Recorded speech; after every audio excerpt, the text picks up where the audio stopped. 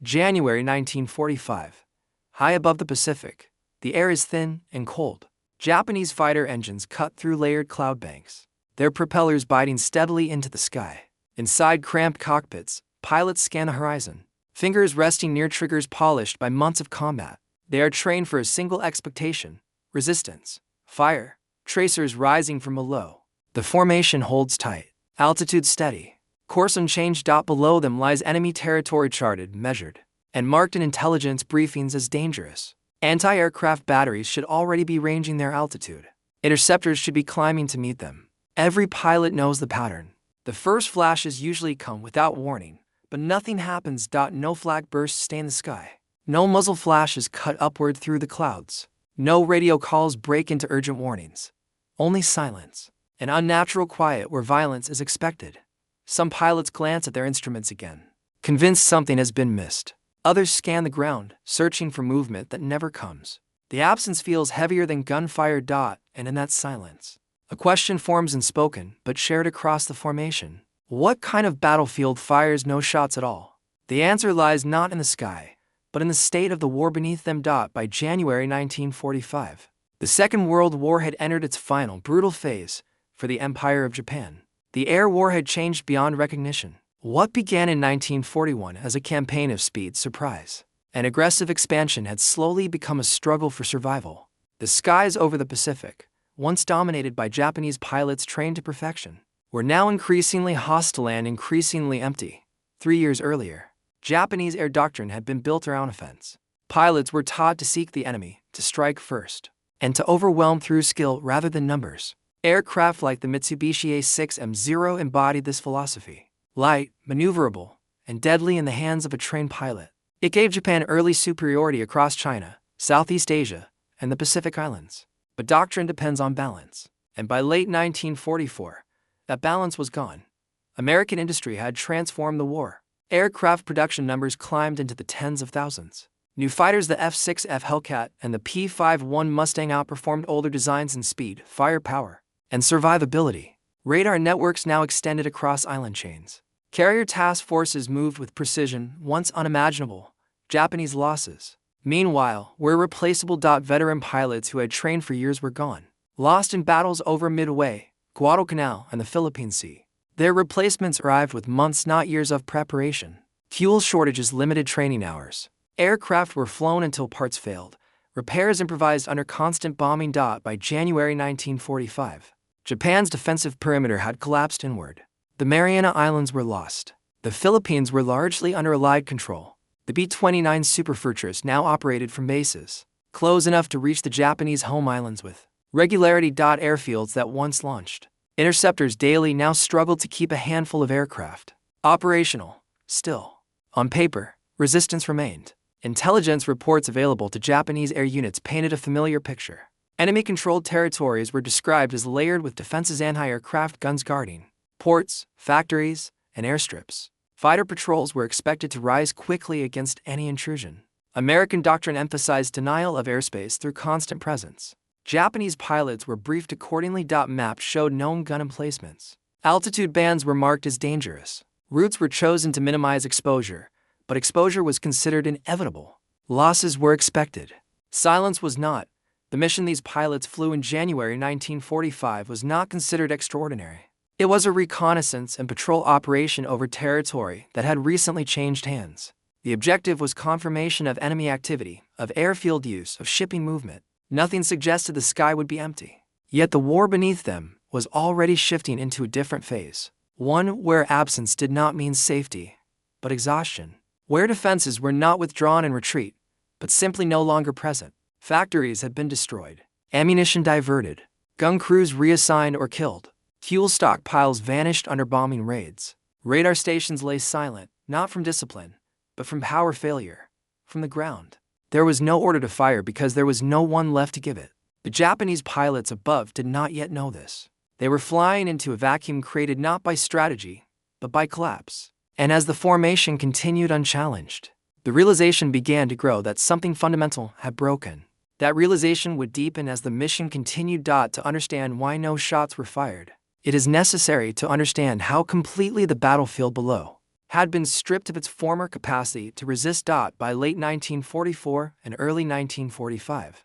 Allied strategy in the Pacific had become ruthlessly efficient. Rather than assault every Japanese-held position, American planners increasingly bypassed strongholds, isolating them instead. Air and naval power severed supply lines. Garrisons were left without fuel, ammunition, or reinforcements. Over time, these positions ceased to function as defensive nodes and became silent islands of starvation and disease. This strategy was especially devastating to air defense. Networks. Anti-aircraft warfare depends on coordination, radar detection, communication lines, train crews, and steady ammunition flow. By January 1945, many of these components no longer existed in forward areas. Radar stations had been destroyed by bombing or rendered useless by lack of spare parts. Communication cables lay severed. Radios failed from wear or battery shortages. Even when guns remained physically intact, they often could not be used. Some units had fired their remaining ammunition weeks earlier during previous raids. Others conserved shells under strict orders, saving them for bomber formations deemed more threatening than reconnaissance aircraft. In some locations, gun crews had been reduced to a fraction of their original strength. Men were reassigned to construction, to firefighting, or simply disappeared under relentless air attack. The ground war had hollowed out the sky. Japanese intelligence, however, had only partial awareness of this collapse. Reports filtered through slowly, often outdated by weeks. Commanders continued to issue mission orders based on assumptions formed during earlier phases of the war. The expectation of enemy fire persisted because admitting its absence implied something far worse: that the war was no longer being fought in conventional terms. For Japanese pilots, this created a dangerous psychological mismatch. They were trained to read the sky through threat. Bursts of flak defined boundaries. Interceptor silhouettes confirmed enemy presence. Without these signals, orientation became difficult. Silence offered no clear information. It could mean deception. It could mean ambush delayed. Or it could mean that the battlefield itself had ceased to function. The mission profile reflected this uncertainty. Pilots maintained combat spacing. They avoided descending unnecessarily. No celebratory radio chatter followed the absence of fire. Discipline remained tight. Eyes stayed locked on the horizon, on cloud edges, on distant shapes that might suddenly resolve into enemy aircraft. Below them, the landscape passed quietly. Airstrips that once launched daily sorties showed no movement. Hangars appeared damaged or abandoned. Vehicles were scarce. Smoke rose not from gun positions, but from smoldering ruins left by previous bombing runs. Roads were empty, not from camouflage, but from lack of fuel for some pilots. The realization came slowly. For others, it struck with unsettling clarity. This was not restraint. It was depletion. The absence of anti-aircraft fire was not a tactical choice by the enemy. It was the result of a system that had been worn down beyond response. The war had reached a point where one side still flew missions, while the other could no longer contest the air. Yet this did not feel like victory. Japanese air culture placed honor in engagement. To meet the enemy, then test oneself in combat was central to identity. To pass unchallenged over former battlefields felt wrong, like walking through a city after evacuation, where familiar dangers had vanished but unease remained. As the formation continued its flight path, pilots began to understand that this silence was a signal in itself, not of peace, but of a war nearing its irreversible conclusion, and that understanding would shape how they interpreted the moments that followed. For a combat pilot, danger is usually loud. Engines roar, guns chatter, anti-aircraft shells burst with violent precision. These sounds form a language one learned through training and survival. By January 1945, Japanese pilots were fluent in it. Silence, however, was a language they were never taught to trust. Inside the cockpit, the absence of fire created tension rather than relief. Muscles remained tight. Breathing stayed measured. Every second without resistance felt provisional, as if the battlefield were holding its breath. Pilots checked their altimeters repeatedly. They scanned cloud layers for sudden movement. The possibility of delayed interception haunted them. In earlier phases of the war, American fighters often allowed enemy aircraft to penetrate deeper before striking with overwhelming force. The mind filled the void left by missing threats. Some pilots later described this kind of flight as more exhausting than combat. There was no release of action, no moment to commit fully. Only anticipation stretched thin across long minutes of quiet. Training emphasized aggression, but it also emphasized awareness. And awareness in silence becomes hyper-awareness. Every shadow looked intentional. Every glint of sunlight suggested a gun barrel. The psychological strain mattered. It shaped decision-making. Pilots resisted descending for better observation. They conserved ammunition, unwilling to waste rounds on imagined targets. The formation stayed rigid, disciplined, waiting for an engagement that never came. In this way, silence became a weapon not wielded by the enemy, but imposed by the battlefield's collapse. And as the flight continued, that silence began to erode confidence more effectively than enemy fire ever had. Japanese aerial tactics in 1945 were built around assumptions formed years earlier. Any penetration of hostile airspace was expected to provoke a response. Anti-aircraft fire would mark defended zones. Fighter interception would follow predictable patterns. Even in defeat, resistance was assumed. But the reality below the formation contradicted every manual. No ranging shots tested altitude. No smoke burst forced evasive maneuvers.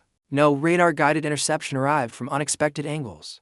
The tactical map in the pilots' minds no longer matched the terrain beneath them. This created a dangerous ambiguity. Without fire, pilots could not assess enemy readiness. They could not determine which areas remained operational. Silence erased tactical reference points. It forced pilots to fly blind, relying on outdated intelligence and visual observation alone. In some areas, defenses had been deliberately abandoned. In others, they had been destroyed so thoroughly that no response was possible. From the air, the difference was indistinguishable. The lack of resistance did not simplify the mission. It complicated it.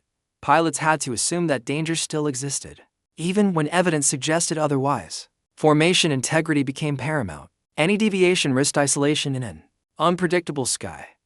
What should have been a straightforward patrol turned into a study in uncertainty, one where the absence of enemy action demanded constant vigilance rather than complacency. Japanese pilot training emphasized engagement from early instruction. Aviators were conditioned to expect combat, simulated dogfights, gunnery drills. Tactical lectures focused on seizing initiative and forcing confrontation. Survival depended on meeting the enemy head-on. But by January 1945, the war had outpaced that training. New pilots were prepared for combat that rarely occurred in its expected form. Veterans found themselves flying missions where the enemy no longer responded according to established patterns. Silence was not part of the curriculum. This mismatch created cognitive strain. Pilots searched for meaning in absence. Some interpreted it as a trap, others as a sign of impending collapse. None could treat it as normal because it wasn't. The battlefield had changed. But doctrine had not fully caught up. As the formation pressed on, the pilots were not just confronting an empty sky. They were confronting the realization that the war they trained for was disappearing beneath their wings. And that realization would grow sharper as the mission moved toward its decisive moment. From the Allied perspective, the absence of fire was not a single decision made at a single moment. It was the cumulative outcome of months of calculated pressure. By early 1945, American air planners no longer prioritized defending every inch of captured territory. Control of the air was assumed. Resources were concentrated around critical assets, major airfields, ports, and bomber bases, while secondary zones were left unguarded, not out of negligence, but because nothing remained there worth defending. In some locations beneath the Japanese formation, air defenses had been intentionally removed. Guns were relocated to protect B-29 bases or key logistical hubs. Ammunition was rationed. Crews were told to conserve fire for high-value targets, not isolated patrols, but in other areas. Absence was not strategic at all. It was simply exhaustion. Gun crews had been killed or wounded. Replacement personnel never arrived. Some units disbanded without formal orders, absorbed into other formations, or left to survive as best they could. The machinery of defense had not retreated, it had dissolved. To pilots overhead, the distinction was invisible. Silence blended strategy and collapse into a single, unsettling reality. Anti-aircraft warfare is often imagined as mechanical steel guns firing shells into the sky. In reality, it is deeply human. Guns require crews.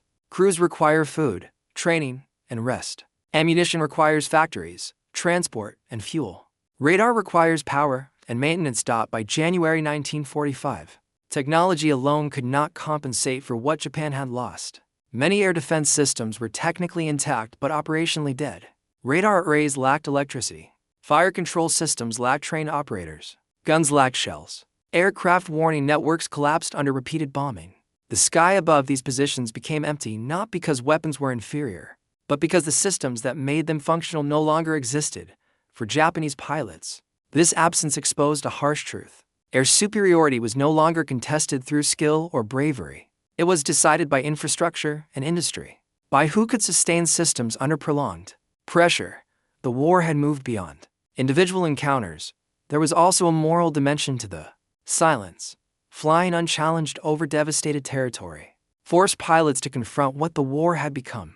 Below them were not active battlefields, but ruins. Cities reduced to skeletal outlines. Airfields scarred beyond use. No gunfire rose to meet them because there were no defenders left to raise it. This realization carried weight. Combat provided clarity enemy and self-defined through action. Silence blurred that clarity. It replaced confrontation with observation. Some pilots later described feeling like witnesses rather than warriors during such missions. The absence of resistance made destruction more visible. It stripped away the illusion of a balanced struggle. The sky, once a place of honor and contest, became a corridor over lost dot as the formation reached the final phase of its mission.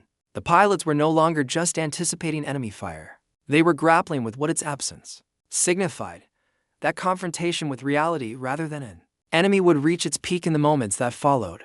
The turning point did not arrive with an explosion. It arrived with confirmation. As the formation reached its designated observation zone, the lead pilot adjusted altitude slightly, easing the aircraft lower to improve visibility. Protocol demanded caution. Descending made them vulnerable if defenses existed. This was where they would speak. They did not. Below, the landscape unfolded in detail. A former airfield came into full view. Runways were cracked and cratered. Hangars stood open, their roofs partially collapsed. No aircraft were parked along the dispersal areas. No maintenance crews moved between structures. The control tower showed no signs of activity. Radio traffic remained minimal. Short, professional calls. Position checks. Course confirmations. Still no warnings. The pilot circled once, carefully, scanning for any delayed response. In earlier years, Japanese aircraft had often been allowed to approach before defenses revealed themselves. This time, even as the formation lingered, the sky stayed empty. One pilot noted the absence of contrails. Another saw no vehicle movement on perimeter roads. A third reported smoke rising from distant ruins, not fresh, but residual. The slow burn of destruction already complete. This was the moment expectation finally broke. What they were seeing could not be reconciled with standard doctrine. The enemy had not chosen restraint. The enemy had lost capacity. The realization spread quietly through the formation. Not spoken openly, but understood.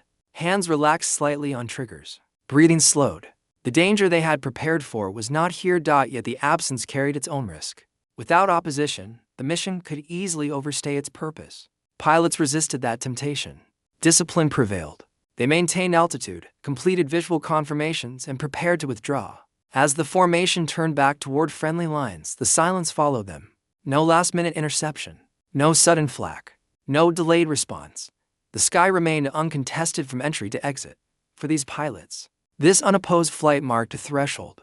It was the first time many had crossed enemy-controlled airspace, without a single shot fired in anger. Not because of stealth, not because of superiority, but because the battlefield below had gone quiet. That understanding would only deepen once they landed and reports were compared. Upon landing, the silence followed them to the ground. Engines wound down. Canopies opened. The familiar post-mission routine began. Aircraft checks, brief notes, quiet conversations between pilots still processing what they had witnessed. The debriefing room lacked urgency. No combat losses to account for. No damage reports. No gun camera footage to review. Instead, attention centered on what had not happened. Pilots compared observations. Each confirmed the same pattern. No anti-aircraft fire. No fighter response. No signs of active defense across the entire route. Intelligence officers listened carefully. Maps were updated. Markers adjusted. Areas once considered contested were now annotated differently. Question marks, replacing known threats. This shift, subtle on paper, represented a significant turning point in how the war was understood from the Japanese side. The realization was unsettling. If enemy defenses no longer responded, then the assumptions underpinning Japanese air operations were obsolete. Missions based on resistance patterns could no longer rely on previous data. The enemy was no longer predictable, not because of cunning, but because of absence. For some officers, this absence suggested opportunity. If airspace was open, deeper reconnaissance might be possible. Supply routes could be probed. Enemy dispositions better understood. But for others, the conclusion was darker. The lack of fire did not indicate weakness in the enemy's will. It indicated that the war had moved beyond conventional contest. Control of the air was now so complete on one side that defense was no longer necessary in many areas. This realization aligned with broader trends. Reports from other units echoed similar experiences. Patrols flown days earlier had encountered reduced resistance.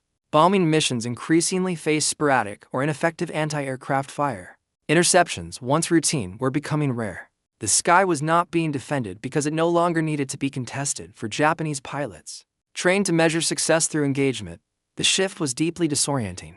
Combat had provided meaning, structure, and identity. Silence offered none of these. It replaced action with observation and confrontation with inevitability. Yet the mission's outcome was clear. The flight had confirmed what command had not yet fully acknowledged. The enemy's air defense network in that region was functionally neutralized, not by a single decisive battle, but by cumulative pressure applied over months. This moment marked a psychological turning point as much as a tactical one. The war in the air was no longer about who would win the next engagement. It was about how long resistance could be sustained in the face of overwhelming imbalance. And that understanding would shape everything that followed. In the weeks that followed, the implications of that silent flight became impossible to ignore. Japanese air units across multiple regions began reporting similar encounters. Patrols crossed previously dangerous zones without incident. Reconnaissance aircraft returned unscathed from missions that once guaranteed losses. The pattern was inconsistent, but unmistakable. The air war had entered a new phase. Official reports grew cautious in tone. Commanders avoided language that implied collapse, but the data spoke clearly. Anti-aircraft fire was declining in frequency and effectiveness. Fighter interceptions were increasingly delayed or absent. Enemy air activity, when it appeared, was concentrated elsewhere around strategic bombing corridors and major bases. This redistribution of resistance reflected allied priorities. By early 1945, American forces no longer needed to contest every approach. Their dominance allowed them to choose where to fight and where not to. The sky became selectively defended, not universally hostile for Japanese planners. This posed a dilemma. Traditional responses, mass formations, aggressive penetration, or baiting interception were no longer applicable. Without predictable enemy reactions, planning became speculative. Missions flew based on assumptions that could not be confirmed until after landing. Meanwhile, material shortages worsened, fuel scarcity limited flight hours. Aircraft were grounded for lack of spare parts. Pilots who returned from silent missions found fewer opportunities to fly again. Airfields once busy with daily sorties grew quiet, not from enemy action, but from attrition and resource collapse. Psychologically, the impact was severe. Pilots struggled to reconcile unopposed flights with mounting losses elsewhere. Silence did not feel like progress. It felt like being ignored by a war that was moving on without them. Some veterans interpreted it as a sign that the enemy no longer considered them a threat. Others feared that silence masked overwhelming force waiting beyond the horizon. Neither interpretation offered comfort.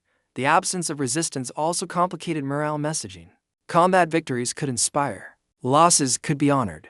Silence provided no narrative. It left only questions. As reports accumulated, higher command began adjusting expectations. Missions were reframed. Reconnaissance took precedence over confrontation. The goal shifted from contesting airspace to understanding how much remained uncontested.